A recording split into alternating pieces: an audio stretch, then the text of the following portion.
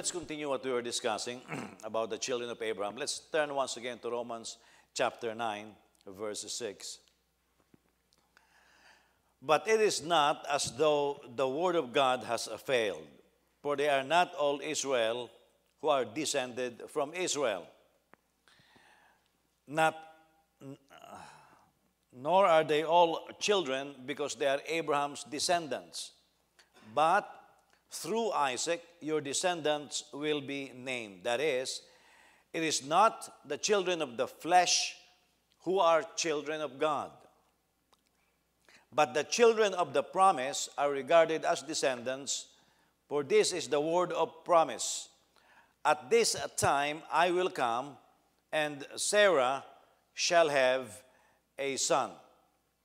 As I was saying this morning, passages like this is what makes Jews angry. The Jews don't like Paul. If Paul did not write any book in the New Testament, our books in the Bible will be included in the rabbinic writings because they classify it as part of the rabbinic literature.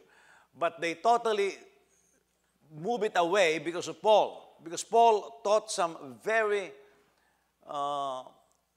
radical thoughts, including this passage, perhaps the most radical. So, we established this morning that generations after generations, humanity has failed. No matter what our attempts are to make our society better, we always fail. We have better technology. I don't know if it's good or bad. We have better things. Maybe we cook our food better. But as far as humanity is concerned, it is never better. It's more brutal today. In the old days, when there is a war or a conflict, they kill each other using swords and knives. Now, that's not easy to do. That means you have to look at each other in the face, see the suffering, before seeing death. So there is actually, even though perhaps the books and the movies that we're seeing look so brutal, there is more compassion. Right now, you don't have to see the face of your enemies. You can in the push of a button, satellite-based guidance system, you can actually obliterate a whole town or a whole city in a matter of minutes. And so humanity has never really improved that much. We kept going down. So the question that I issued was, is God powerful enough to right the wrongs of human experience? And the second question is He willing to right the wrongs? Now, that may be a very general statement, but there is a human part in it. If God is going to right the wrongs, the one who committed the wrongs must be willing to make it right, because God will never force anybody. And all of us are examples of people who made a lot of wrongs. But by the grace of God, the Lord helps us to make it right if we are willing and obedient. And the example is Abraham and Sarah. The backdrop was the case of Hagar, and the product was Ishmael. Now today, because the thought, utopia, it came from two words, you, which means good, and topos, which means place. People are always looking for a good place. I was reading an article in the Pacific area. In the Pacific Rim, there was an island there that the white people saw, and they say it's a pristine island. There are inhabitants, not civilized, but very good people, they said. And they went in there, and they thought that it was utopia. Yeah. At one time, they thought it was France. Another time, they thought it was England. And then people thought it's America. But every time people come up with a utopia, a good place, like a paradise on earth, immediately we come to the realization it is not. Okay? Now, growing up, America is a place, that people dream of going to. I remember the stories growing up. Oh, in America, everything is automatic. You know, and it fascinates us that everything is automatic. Well, you come here, it's a different place. It's not, it's not as good as people think it is. There is fear right now hovering over the heart of people who live in America. You know.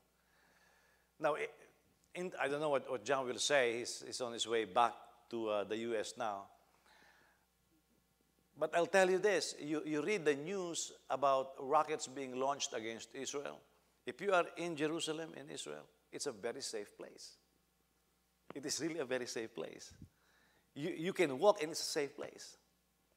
And I have seen firsthand problem within a minute. The police force is there to make things right. And then you will find in the streets of Israel armed officers. They're in civilian clothes. You'll see them wearing their shirts, but their guns. You can see it in broad daylight. The display of force. You will see their guns holstered in their bodies. And they open their jacket, and you will see it. And those are armed civilians in the military, in the police, that are there just everywhere. And you will walk, and there's more peace. I told you the first trip I had there, I have to go to, I forgot what place was that. So we rented a taxi. And the taxi driver is Muslim and Egyptian, in fact. And I forgot how much. I think it was 20 shekels. And we said, hey, listen, we don't know how to call taxis here. He knows a little bit of English. I said, how about waiting for us? We'll just be for a few minutes waiting for us because the place where we're going is about to close. Wait for us. We'll double the fare because I said there's a lot of taxi here. They're going to be waiting for passenger. And he said, what are you willing to give me? I said, well, we're going to give you 50 shekels. And said, deal. So we took off. And when we took off, I said, I'm going to give you 20 shekels so you know we're not going to run. He said, no. He said, you go ahead. I'll be here waiting for you. Will and I look at each other and say, wow, that's not going to happen in the U.S. So we went to this building. Okay, I forgot what the building was. And then it was closing indeed. And so we walked out a few minutes. And we could not see the guy. I said, what is this? I said, either he's stupid or because Israel, you know, with all this, I said, what's going on? You know, are they going to target us or something? And then from the corner of my eye, I saw this guy waving at me. It's the driver. He waited for us. But he was willing to wait. And, yeah, for 50 shekels. But I have seen thieves also. I have seen people who haggle. I mean, I have an American friend there who was shopping. And he got a shirt for, I think something like 65 shekels. It's an ordinary shirt that I will not pay $5 for. But he paid something like 45, 55 shekels. And he was looking at me and says, Jose, this is a good deal, right? I said, well, if it's a good deal for you, I said. But I said, I'm not going to pay that kind of money. For the same shirt, I paid $5. Exactly the same shirt. So that means there are people who can actually deceive at the same time. There is no utopian place. And so people are looking for what is the ideal place for people to live. I don't know if it was John. He's got friends who came from Europe. And he was telling me that his friends are telling him, oh, Europe is in a mess right now because of socialism. And he said, we don't know why, but they hate Americans. And they hate America. But the interesting thing, although they hate Americans and they hate America, they want to come to America because the living condition is a lot better. So you see, humanity had never really improved in trying to right the wrong. We need the grace of God to right the wrong. If we can right the wrong, then we should be living good lives. Because I mean, I'm there. I'm 57 years old. I should have known better, and most of you should have known better. But we really don't know any better. We keep going back to the same errors that we used to do, and unless our faith is used targeting that specific area of our lives, we keep repeating the same mistake, even in the presence of a lot of counsel. The promise of God did not become untrue, as we were saying this morning, because of the unfaithfulness of some. And this is where the nature of a true Israelite was taught by Paul. Ishmael could never be the one. He is not the promised one. We can see with clear distinction between human effort outside of faith and the promise of God fulfilled by faith. We are receiving things in our lives, not all of them is because of faith, but because of human effort. Yeah. And they are never of faith. For example, if you need money, say, well, we need around 100 million pesos, so around $2 million. We already raised close to 4 million pesos. Okay, so 96 more. Now, say we have that money. I could stand up. Well, I'm not good at that, but perhaps cry. I will not look good though. You know, cry, beg, tell stories, and really wrench the heart of people and force them to give. Oh, is that faith? You see, that's human effort. Or you can find what faith is and believe in. The best example that I know is George Mueller, the one who was an orphanage in Bristol, England. Or Mother Teresa, for that matter. Mother Teresa refused, when she was alive, to have anybody raise money for her. There are tons of people with foundations that will go to Calcutta, India, and say, Mother Teresa, we saw what you are doing here in India. Would you let us raise money for you? We can raise money for you. And Mother Teresa will always tell them, please do me a favor. If you want to give, but do not raise money for me. And then people are wondering, why is it that Mother Teresa won't let people raise money for her? She said this, I know what these people do. They raise $1 million, they give me 100,000. They keep the rest. So they end up deceiving the people that are giving to our cause. So if people wants to give, she said, let them give directly. And she's got millions of dollars that fell in her lap without begging. Now that is faith. You say, you believe she's, well, some people believe she is truly born again. If you read her writings, you will notice that there's a lot of faith in there. And that is without begging. But you see a lot of people that are already making money and they just keep begging and begging. So human effort. You know, sometimes we pray to one another. You heard that she just have a tremendous bonus and she just need all the money. So you come to her and say, sister, can you please pray for me? You know, I really need $2,000. Well, actually, she's not asking for prayer request. The person who talked to her wants her to give $2,000. Tawag sa Pilipino, parinig. That's human effort, you see. And so we have to choose whether we can use our faith. Now, faith works, but whether we will use our faith or we will be doing human effort, you know. And there's a big difference there. Well, with Hagar, Abraham consented with Sarah that he will sleep with Hagar. That's human effort. But it didn't make it a promise. Some people are forcing it that it is God's answer. A phrase that is often used and misused is, all things work together for good. Well, I already explained to you months ago what that means, if you remember.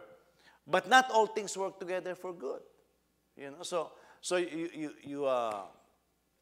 you marry an unbeliever, you marry somebody who doesn't fear God, and then you're suffering and you say, well, all things work together for good. God is teaching me a lesson right now. Well, when are we going to get tired?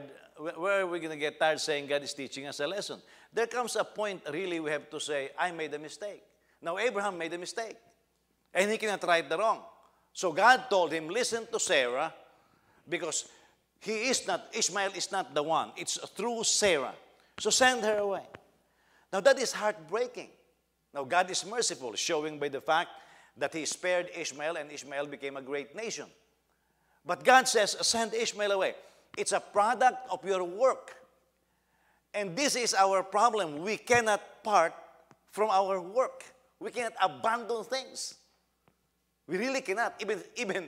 Even church projects, we cannot abandon them even if they're not working. Because they are human efforts. So my wife had asked me several times, what will happen if the papers in the land and building that you're buying don't work? I said, I walk away. And she said, what do you mean? I said, I have not put any down payment there. I'll walk away. I said, I'll put the church in a position where because right now the tax for residential, for that property, is over 200,000 pesos per year. Now that's very manageable. You're just talking about what, $4,000 a year. So that's very manageable. Well, the moment it becomes commercial, what will happen? It will more than quadruple. So you're dealing with a million pesos a year. I mean, you're dealing with at least $20,000 per year in taxes. You see, you think about, and so you must be willing to walk away. Abraham initially doesn't want to walk away from Hagar. And God told him, walk away, send her away. You see, that's human effort. And wait for the fulfillment of the promise. Isaac is already born. He is the one. And this is the area and he is the child of promise. And this is where our relationship with God actually is taken from.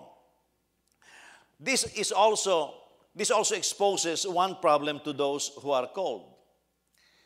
They don't know their identity as God's chosen people. Who is God's chosen? Ishmael or Isaac? Of course, it's Isaac.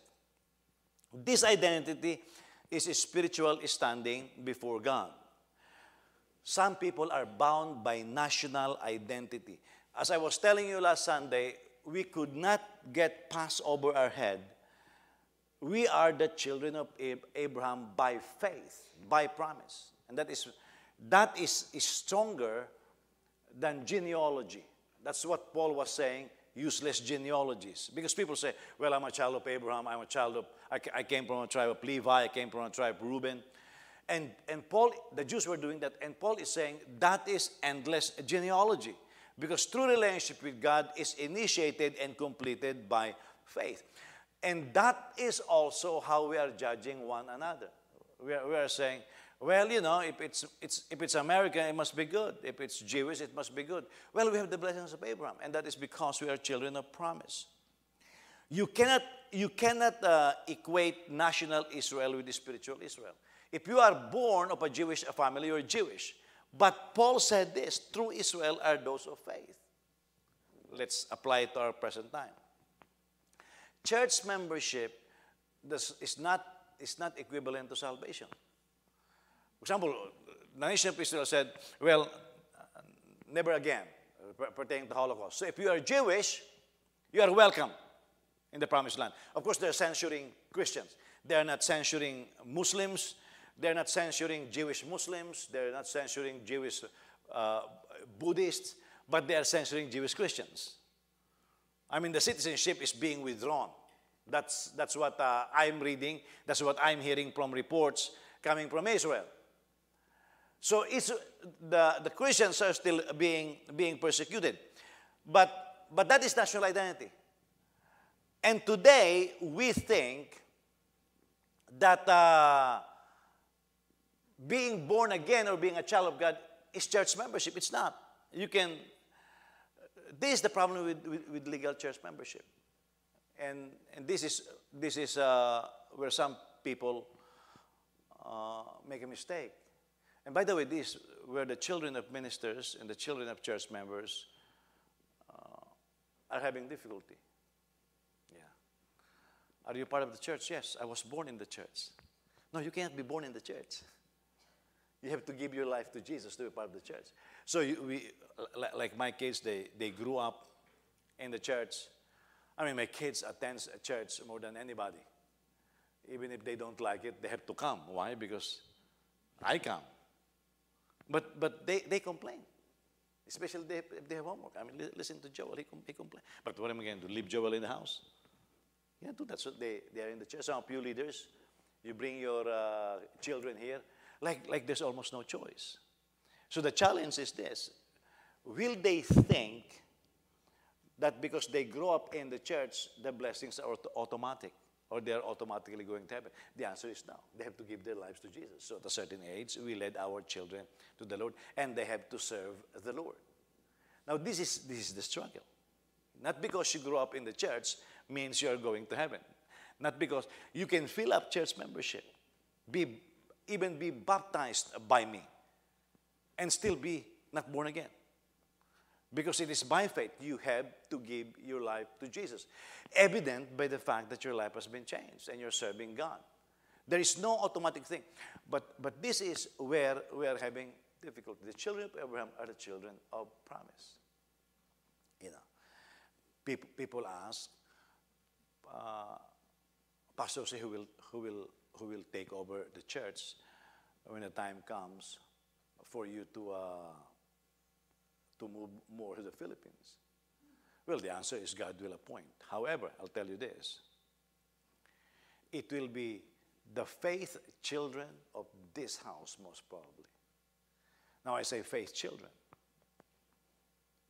not necessarily my children. If my children are my faith children, they are part of the candidacy. You see, this is where parents make a mistake. It's because their children, they think it's automatic. It's not automatic. You know, it's never automatic. And businesses make a mistake on this one. They think it's automatic. Well, that's my son. He will have to take over the business. No. Some companies were destroyed. The Woolworths forced it to their children. The Walgreens, what happened? It's no longer owned by the family. It's owned by some groups now. What we have to look for in people are faith. We have to look for faith in people. Because you become a child of Abraham only because of the promise of God by faith. You cannot equate the two. Faith is the real issue. So according to Paul, it is not ancestry, but spiritual commitment and obedience. Salvation is not by birthright. Nobody is born saved. People can be born blessed. You know, all my children are born blessed because their parents are Christians. However, they will come to age. And this is when we parents have difficulty making separations. Doing my best to demonstrate how to make separations.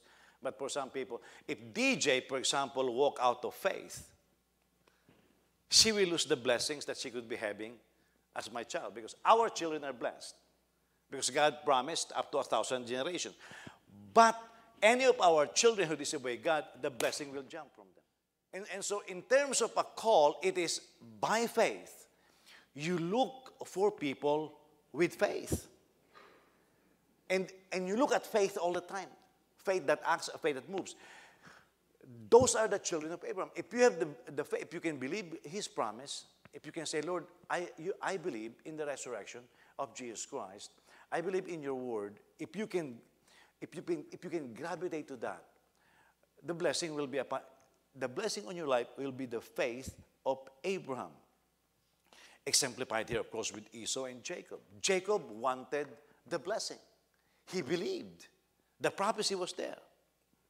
Now, why is it that our true identity is always misunderstood? Now, look back in the Old Testament. Book of Numbers. What do you see in the book of Numbers? Numbers of what? Numbers of what? Families, but specifically tribes. how many people are in the tribe of Reuben, Simeon, Levi, Judah, etc., right? And it itemized. So book of Numbers become relevant, it tells you the population. Now, is that in the New Testament?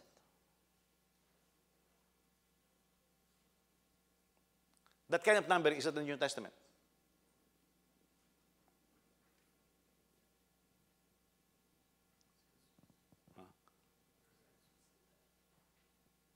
Okay, this says, but in the book of Acts, when people get born again, how many were added that day? Okay, in Acts chapter 4, how many were added? 5,000. How many from the tribe of Judah? None. No more. It just simply say, this many people were added. The tribal identity was removed. When did the tribal identity return? In the book of Revelation. When the nation of Israel was revived. But the Gentile nation of believers, there was no numbering. General. You know why? Because we are not supposed to be classified anymore as Jewish, Filipinos, Americans, or Africans. No more. It's just by numbers. We are born again. That becomes our identity. Our identity is now we become the body of Christ. Children of faith. But we keep one of the best things that happened to our church is we are a Filipino church. But one of the worst things that happened to us, we are a Filipino church. What kind of church do you have? Oh, it's a Filipino church. Immediately some people don't want it anymore. Oh, those are Filipinos. You know the thriving churches in the world, they are the international churches. They are the ones where all kinds of prayers are there. Because then you are removing walls of division. Because one race will think they're not good enough. Other race will think they're superior. There's always that kind of division. But the moment you become a child of God, you belong to the family of God. Why is this misinterpretation happening in one's true identity? Now, first of all, we have a false assumption that Israel's extravagant privileges is equivalent to wholesale acceptance of God. What do I mean by that? When we see somebody is being blessed or abundant, we assume it's God's blessing. Not necessarily. You know, the recorded richest people in the world are not believers. You know that. They're not believers. Boy, there are tons of Chinese right now that are prosperous. You know, Willie was telling me, you go to Hong Kong, you go to best shopping malls in Asia. He said, you will not believe what these Chinese are talking about. He said one time he was in this airport, because some Chinese, they'll go to Incheon or airport just to shop. Meaning they'll fly from China, shop in Incheon airport, and then fly back. Never even stay in Korea, except in the airport. Just shop. It's a shopping mall. The airport is a shopping mall. And Willie was telling me that he will be listening to some of this conversation. One Chinese, he said, you know how Brother Willie is? Sabi, tinan mo tong taong to. Ang dami-dami pera, hindi marunong magdamit. Iba ang kulay ng t-shirt, ibang kulay ng pantalon. You know, Brother Willie is like that. But he said, you will be amazed. He told me, Brother, you will be amazed how much money these people have. He said, one time I was listening to conversation. He's calling his friend from mainland China. Hey, there are some Louis Vuittons here. They are very cheap. They're very cheap. Oh, you can only buy them for $10,000. I'm buying 5. And they're buying it in cash. Yeah. And Willie said, that's how they are. But they are not born again. Because right now, sometimes we look at extravagance, we look at abundance as a sign of faith. It's not a sign of faith. It is not a sign of faith. The sign of faith is you can believe the promise of God, you can believe in the resurrection, but when you begin to say somebody is being blessed, don't equate it with faith. Because the principle is diligence brings wealth. You can get wealth by extortion. You can get wealth by gambling. You can get wealth by bad means. You know, and what is the oldest profession in the world, they say? Prostitution. They are making more money per hour than some executives sometimes if they are high-class prostitutes. But it doesn't mean it is right. But this is how we are judging things right now. Also, there's a false belief that conversion or faith is no longer needed today. Just church membership. You know what is painful to my ears is when people begin to say, oh, it's all the same. No, it's not all the same. All religions are the same. It all leads to God. No, it's not. Because conversion, it is what is. That's why some Christians, they are entertaining unbelievers like they are believers. Oh, it's the same. It's leading to the same God. No, it's not. The Bible says, I am the way, the truth, and the life. No one comes to the Father except by me. Now, if all religions are the same, that's self-deception. You know why? The Muslims don't think so. The Jews don't think so. The Buddhists don't think so. I mean, you look at India, they are outlawing Christians. They have pushed Buddhism as their state religion. In Nepal, if you're following the news, but really had told me that they have passed, you know, the last time he was here was saying they passed the law, making it illegal for churches, illegal in proselyting. So they don't even believe that all religions are the same. They don't. But we Christians, we are allowing ourselves to be fooled. And so, well, everything is the same. No, it's not the same. You see, faith is important. Not because a person is a member of the church means that they're going to heaven. This is why being a member of the church is just, let me say this, a legal document. It gives you the right to vote. It gives you the right to access certain things. Oh boy, but it doesn't give you access to heaven.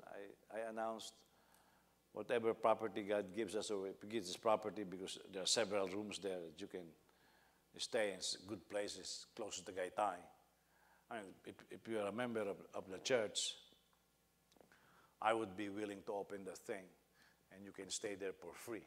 Of course, you buy your own food, you know, but you can stay there for free. But you know what my concern is? Say, for example, DJ is a member of the church, I operate her for free. What if she has 100 family members who are not born again? Is she going to say, Pastor say I'm going there, I'll bring my family members, and it's 100? You see, anything can be abused. Anything can just be abused. That's why church membership does not give you access to blessings of God. It is faith that gives you access. Paul responded by saying that not all those who came from Abraham, natural birth, are Israel. That's a big statement. Not because you are born from Abraham means you are a child of Abraham. This is similar to what Jesus said in the gospel. Remember in John chapter 8, the truth shall set you free. Jesus said these things, and we are Abraham's children. And Jesus said, are you?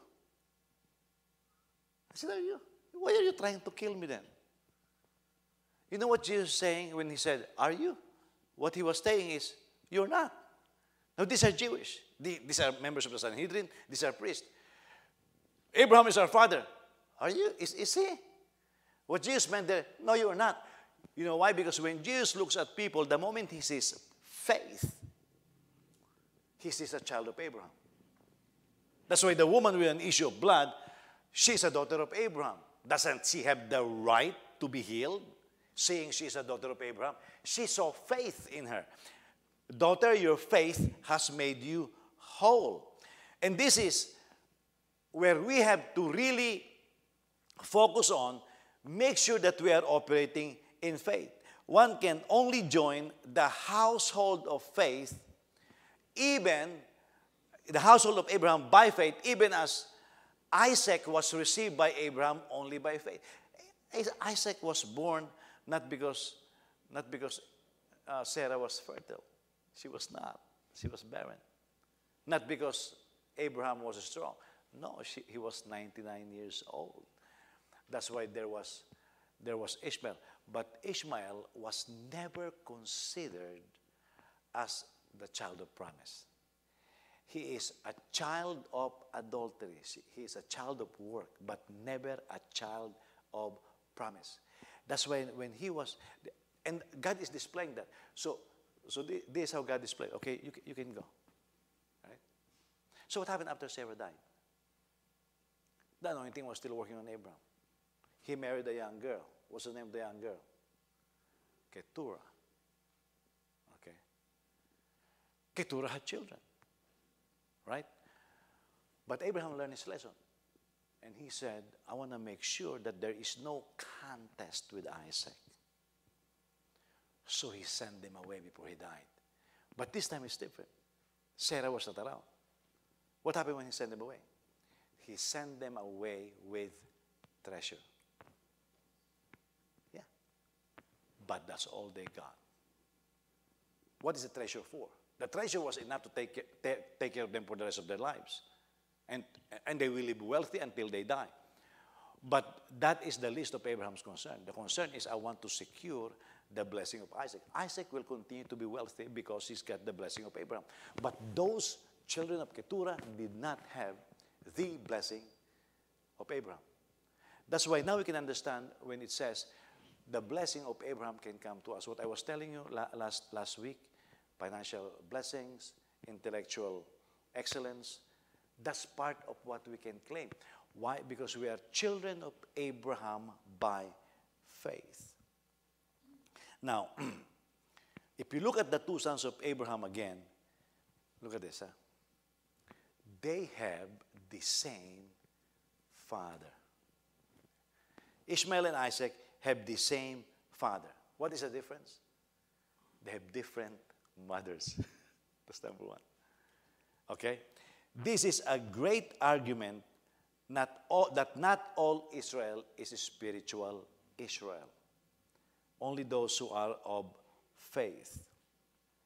The other is natural, the other is spiritual. The argument is this: not because you are a descendant of Abraham, it does not make you a child of promise. Not because your parents are born again, it does not make you born again. Not because your parents have the spiritual blessing, it does not make you have the spiritual blessing. Now, when my kids are small, well, DJ is in college, soon she'll be working and she will be on her own. Now, because she is turning to be an adult already, Joseph is, I don't know if he is excited, but the moment Joseph graduates, I think he's got a couple of weeks, he'll be deployed, and he'll be on his own. You know, I don't expect Joseph at that point to have a credit card and I'm a co-signatory. No way, you know. At that point, Joseph will have his own credit card. Will continue to be a family. If he buys a house in Chicago, close to us, I may even help him repair it. Okay? But he will be on his own. At that point, I will never expect Joseph to call me and say, Papa, can I have your gas card? I'm going to hang up the phone. Why? Because he needs to use his faith. My little kids, though, they are subject to a different level of blessing from me. Why? Because James can cook, Joel can eat, something like that. You know, they come home and James will look at Joel and say, Joel, you want something? I'm cooking spaghetti or I'm cooking this. You want something? You want pancakes? And James will prepare it for Joel. But Joel soon will learn how to cook. Yeah. And then they'll go to college and they'll have a job. At that point, I am free. But I'm still there. Say Joseph called one day and say, Papa, I got it rough. I made some bad decisions and I need some help. And I'll ask him, what did you do? Well, you know, I bought too many shoes. And I lost all of my money. My credit card is, it's out there. It's $20,000 in debt, all because of shoes and and running shorts. I forgot I need to pay my rent. So at that point, I'll help. I'll say, okay, let's deal with this. Give all your shoes to your mama, and we'll sell it to the Philippines. And we will negotiate.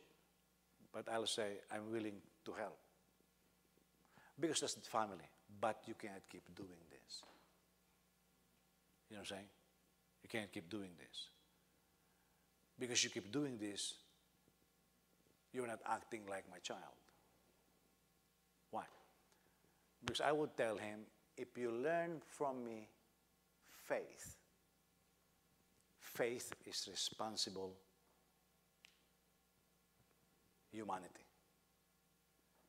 Faith is you do your part. Faith is you save money for the rainy days.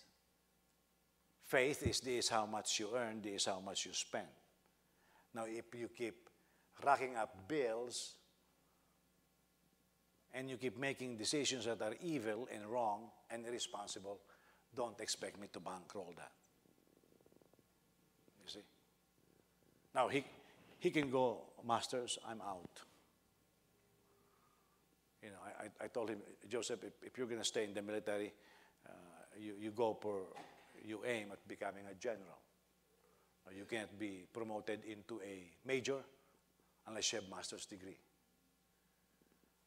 Our generals have PhDs, in case you don't know that, or equivalent to that. You cannot be a general unless you're highly educated. That's just the way it is. But he's going to have to pay for it. You know, that means if he wants to, that means I'm not done becoming, I will never be done as his father, but I am done in certain things. I don't give him a shower anymore. I'm done with that. You know, can you imagine Joseph? Papa, can you give me a balusig kita rin, di ba? At a certain age, you don't give him a shower anymore. But when he was growing up, I give him shower. But at a certain age, you don't give him a shower. You gotta, I don't ask him anymore. Joseph, did you take a shower? I don't ask him that anymore. He's responsible. I ask a couple of my kids, did you take a shower? Why? Because they smell. But it's disappointing for me. I said, what kind of person are you? You smell. Have mercy on your friends.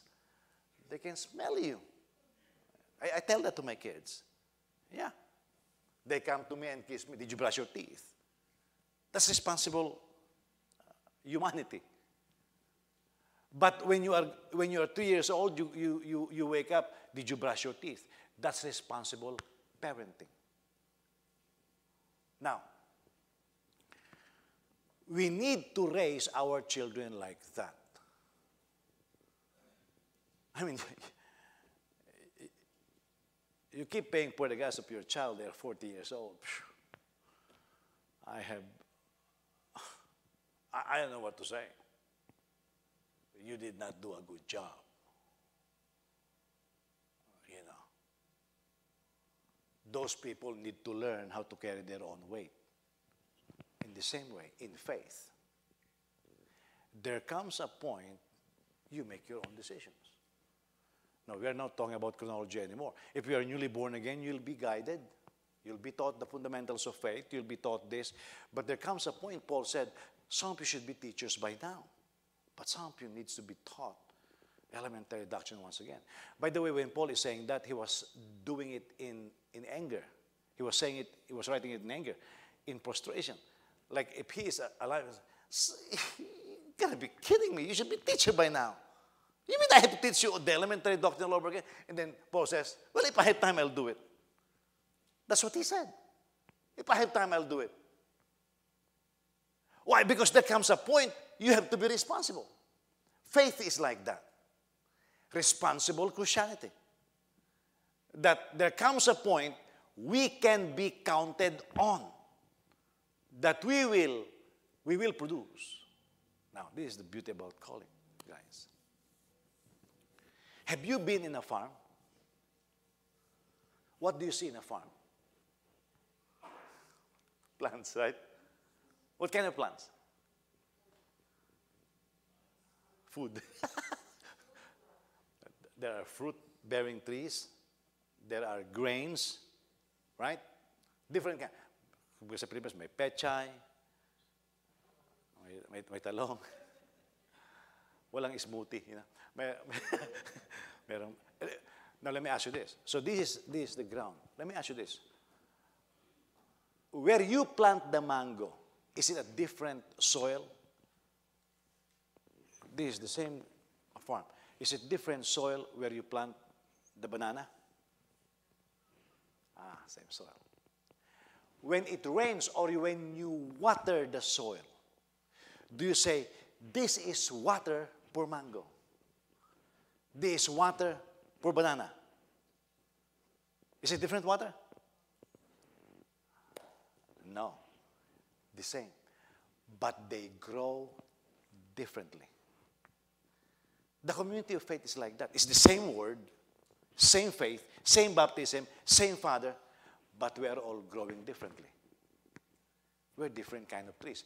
The Bible calls us the plantings of the Lord. You see this? So it's the same watering, it's the same word, it's the same soil, it's the same faith, same baptism, same Lord, but we grow differently. In the church, it's the same. In our families, it's the same. Every person will grow differently. It's the same. Look, my wife served the same food for everybody, but my kids grew up differently. You see? Joseph is, at one point, Joseph was the super heavyweight champion of our family, you know. Now, what are you now, lightweight or something like that? But it's the same food. It's really the same food, same water, same father, same mother, but they are growing up differently. He's going to graduate mechanical engineering soon. DJ will graduate with biology something, hoping to go to med school. John will graduate with a degree in theology or something like that. But the same family. Yeah. Same faith, same baptism. But we're growing up differently. In the same way, we are growing up differently. But at one point, everybody has got to carry their own weight. That's responsible spiritual community. Look at Genesis 21:12. But God said to Abraham, do not be distressed because of the lad and your maid. Whatever Sarah tells you, listen to her. For through Isaac, your descendant shall be named. You know, we are distressed sometimes when we have to make the right decisions. Right decisions can be very distressful. Sometimes you say, well, if you're making the right decision, you'll be happy. Not necessarily. The decision to send the lad away with Hagar was right, but it was making Abraham stressed out. Don't be distressed. Send the lad out. Don't be distressed to make the right decision. Why? Because your children shall be called named through Isaac. That statement was given while Abraham was in distress for sending Hagar and Ishmael away. He sent them out, right? So you are a responsible father. Son, you're mocking Isaac. You don't want to live with Isaac. You don't want to submit to Isaac. Now remember, Ishmael was the kuya. Ishmael was older. Well, Ishmael, you don't want to respect Isaac. He's my son of promise. He's the one who's going to have the birthright. He's the one promised to me by God, not you. Because you don't want to work with him, you're mocking him. In fact, if I push it, you want him out. Because you want him out instead of submitting to him and believing like he does, I'm going to send you out. But remember, he is still a father. He is still a father. People say if you make the right decision, you will be joyful and at peace. Not necessarily. He is still an earthly father. You're going to send a 17-year-old lad out. Maybe 14 years old is the youngest I've read. 14 to 17-year-old lad out with Hagar with nothing except some sandwich and a pitcher of water. And so Abraham knows that because he's a pilgrim. He travels in the wilderness. After they left, he was stressed out. what's happening to my son? Is he alive? Is he dead? What's going on? He was in distress. God rebuked Abraham and says, don't be stressed out over this. You made the right decision. You made the right decision. That son of yours is mocking the child of promise. That son of yours refused to obey you. Because you know, when your children start becoming disobedient, what do? You don't send them out. You talk to them first. Yeah. That's what I do with my kids. I talk to them. Do you want to disobey? And you don't only talk to them. You talk to them multiple times. So this mockery is a continuing thing. One day he says, send him out. Send him out. Boy, he was in distress because he's an earthly father. God says, don't be. There are 2 points here. Number one, the word named. Literally called. True successors is not by natural genealogy, but by divine election. It is God who elects on the basis of spirituality, not genealogy. I have always believed that my kids will preach. In fact, in my heart, unless I'm wrong, at least 2 of my kids will go full time.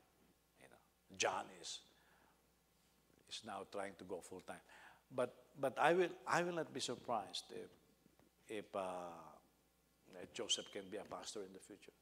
You know, he doesn't see that perhaps, but I have no problem with that. They'll be preaching. Whatever career they choose, my kids will be ministering. That much I know. Okay. If Joseph one day say, well, Papa, I'm changing career, I'm going to be a pastor, I'll be very happy. You know. But it's the calling of God. It's not genealogy. They have to follow the footsteps of faith. You know. My spiritual father is Lester. The best teacher I've had, and perhaps mentor, is his nephew. Yeah. But I'll tell you this. There are hundreds and perhaps thousands of us. We don't end up the same. Some of my colleagues backslid. Yeah. Some prospered. Some persisted. How about some backslid? We have the same spiritual ancestry. Yeah. But not everybody followed the faith. Yeah. You know, I have done my best to outline, and I did, I think. I have done my best to outline the teachings of Lester. Yeah. Because I believe that that man of God had come up with some truths that are eternal and needs to be passed on. Barwil is doing the same thing. I'm doing my best to be faithful to that. I'm passing it on. Yeah. But some of the people, my contemporaries, who used to believe in spiritual gifts, they don't believe them anymore. They attend churches like Christ Commission Fellowship. People from the same church as mine, Manila Bell Temple. They attend churches like Victory. They attend churches that doesn't believe in spiritual gifts anymore. And I had meetings with some of them. These are pastors, and they told me, pastors, they don't insist on this one. They abandon it, and I'll just look at them and say, well, I'm keeping this. You abandoned it. I'm going to continue teaching this. I don't work with them anymore. Yeah. It is the preservation of the teachings that has been passed on to us. Listen to me. Blessed or not blessed, medium blessed or half-cooked blessed, you are responsible for the teaching I'm giving you. You should know that by now. I really look at it that way. You are all ministers in training as far as I'm concerned. Your ministerial capacity is not going to be the same. But believe me when I say this, you are all responsible for the teaching I am passing to you. You are supposed to pass it on. Are you listening? That's why I'm with Paul in saying this. Man, some of you should be teaching by now. Yeah. Because I am very aware that you are supposed to be passing what has been passed on to you. Why do you think do I labor teaching in seminaries and Bible schools in the Philippines? Now I'm going to start helping them write curriculum. This April, I'm expected to submit curriculum for 2 schools. I'm not being paid doing that way.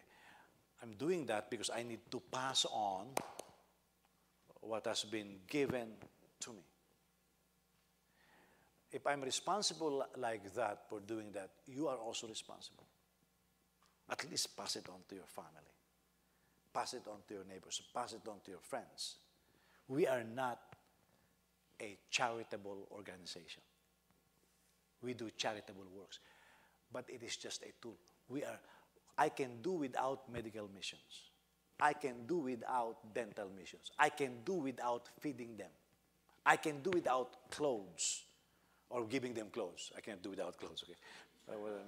It came out bad. Let's revise that, okay? I can do without giving away clothes. What I cannot do without is teaching the Word. That's my primary mission. The rest are just added tools to enhance that mission. And you sitting in this ministry, you are responsible for passing on the faith. That's part of the of responsible Christianity. Yeah. Now, some people walked away from it, and some people will continue to walk away from it. But I'm talking about responsible faith call. The calling is in Isaac. This is eternal. This is spiritual. And it is through this that the world will be blessed. None of you here is rich enough to bless the world on its own. You can only bless the world by faith.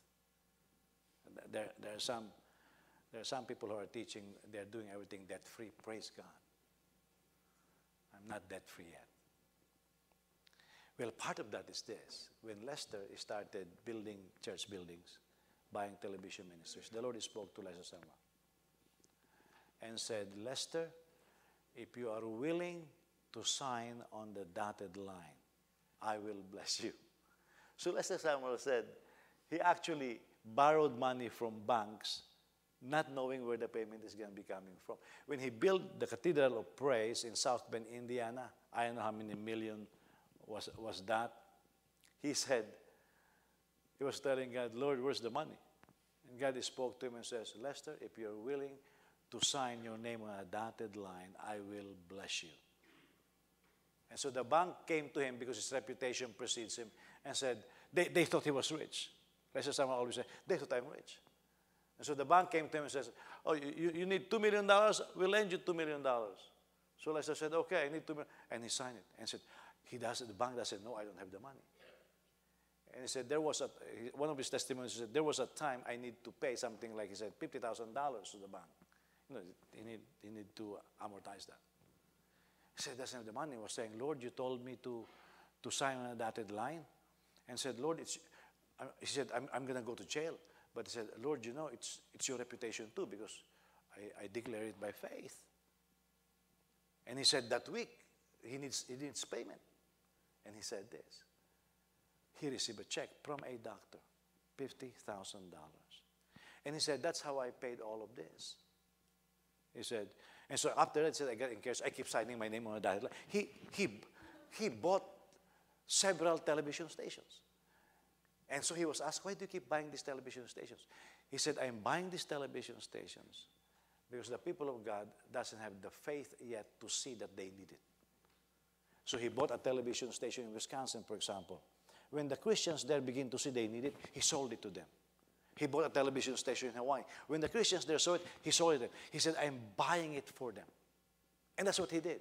He bought a lot of television stations and then kept selling them to Christians. Because he said, they don't see it yet, but God told me I will do this.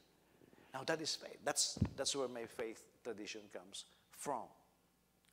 And so I really believe it is part, listen, this part of our faith heritage. You may see it, or you may not see it yet, okay? We are, the spirit of faith that we have is that of pioneers. Yeah, that's what we have. Now, of course, in the Bible, it's faith of Abraham, but in the sense where we came from, we pioneer. We are lion's heart. We're not scared. We want to do things. That's what we are. Yeah. And that's the kind of heritage that if you are willing to receive by faith, you have. Are you listening? That's why you can start things that others will be very afraid of to start. But you can only take it by faith. Yeah. You can only take it by faith. I took it by faith. You know my testimony, how I left the Philippines. I took it by faith. I took it by the horns to speak and ride this thing. Yeah. And it's the same faith heritage that I am passing on that you have. It's only those who will catch it by faith that will run with this. If you think I'm going to baby you, you're talking about something else. It's not me. Because the kind of call that we have demands something else. The promise is made, and it has to be embraced in faith. In the context, and in this context, God credited to him as righteous. Let me read this to you again. Genesis 15, verse 1. After these things, the word of the Lord came to Abram in a vision, saying, do not fear, Abram, I am a shield to you. Your reward, you're very great. Abram said, O Lord God, what will you give me, since I am childless? And the heir of my house is Eliezer of Damascus. And Abraham said, since you have given no offspring to me, one born in my house is my heir. Then behold, the word of the Lord came to him, saying, this man will not be your heir, but one who will come forth from your own body. He shall be your heir. And he took him outside and said, now look toward the heavens and count the stars, if you are able to count them. And he said to him, so shall your descendants be. He believed in the Lord, and he reckoned it to him as righteousness. He looked at the stars, and God says, can you count them? He said, if you cannot count them, what you can count are going to be your seeds. They're going to be your children. Now, do you think Abraham can count the stars? I mean, with all our calculators today, we cannot count them. So you reckon Abraham looked and said, maybe there are 50. Oh, some more. Maybe 100. Oh, like the scientists today. Oh, I cannot count them. But I can see them. I can't count them, but I can see them. Do you know that's the limit of our faith? For as long as you can see it, you can have it. Yeah. For as long as you can see it, you can have it. Promise when you can no longer see it, then you can no longer have it. I wish you guys go to Korea, travel with mission. I think Brother Lawrence did a tour of Korea.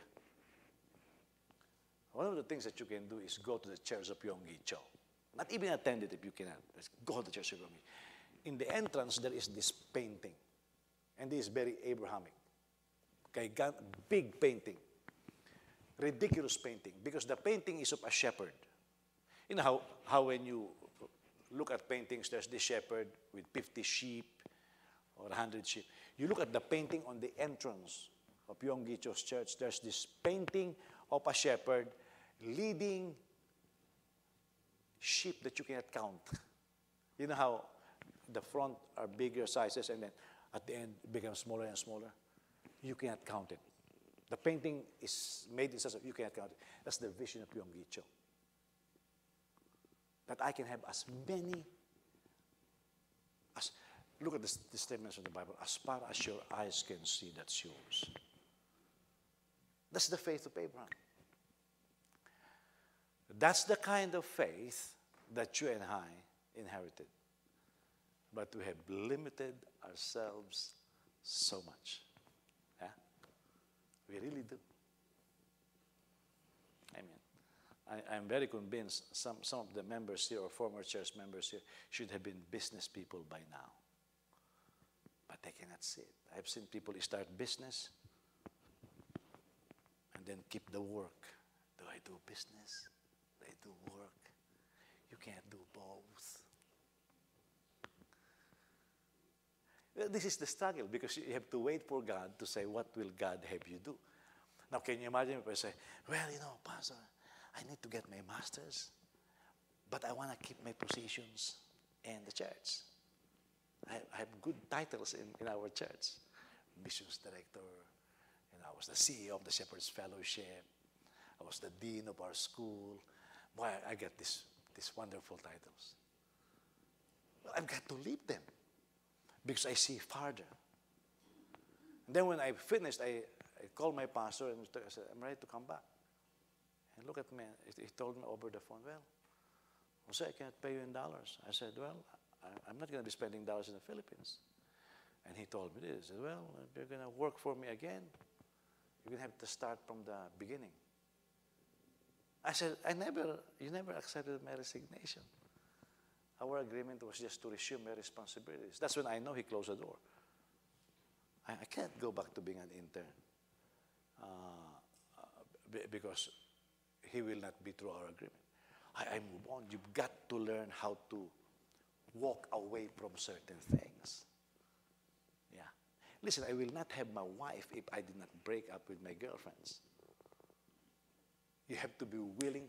No, I'm not saying break up with your girlfriends, okay? What I'm saying is the moment you see something is not right, you have to be willing to walk away. Some people will say, well, I'm very emotional. Forget that emotion. My spirit rules my emotion. My spirit is strong. My spirit rules my emotion. So when I could not see the future with my girlfriend, I said, well, goodbye. No fight, just goodbye. Walk away. That's when I saw Anne. And boy, what a blessing Anne has been. I would not have gotten Anne if I was weak. Yeah. I would not have gotten Anne if I am not. I would not have pastored this church, be doing this if I was after employment security. You know how difficult the job in the Philippines is. And I have a great job in the Philippines. I was willing to walk away from it. I would not have been in Chicago if I'm not willing to walk away from Bishop John. Remember, he wants to make me bishop of his church in the Philippines. But I don't see God there. I walked away from that. As when we make decisions, opportunity na. I don't make decisions like that. I make decisions on the base of the Word of God in my life.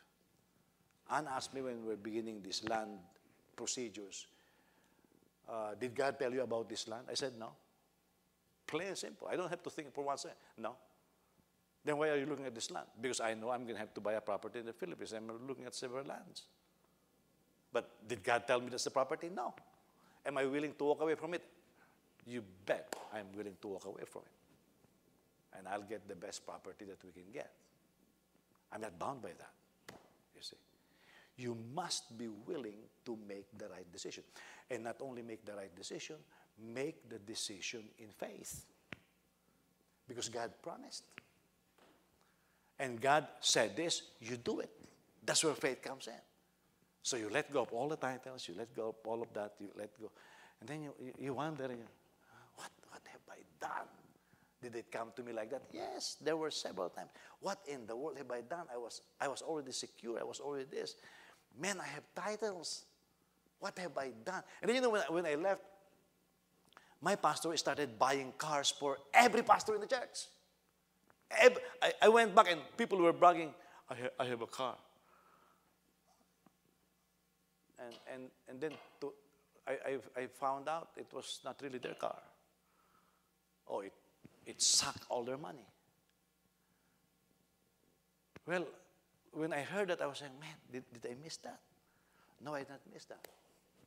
Because they have a car, I have cars. And God had blessed me with more than they have.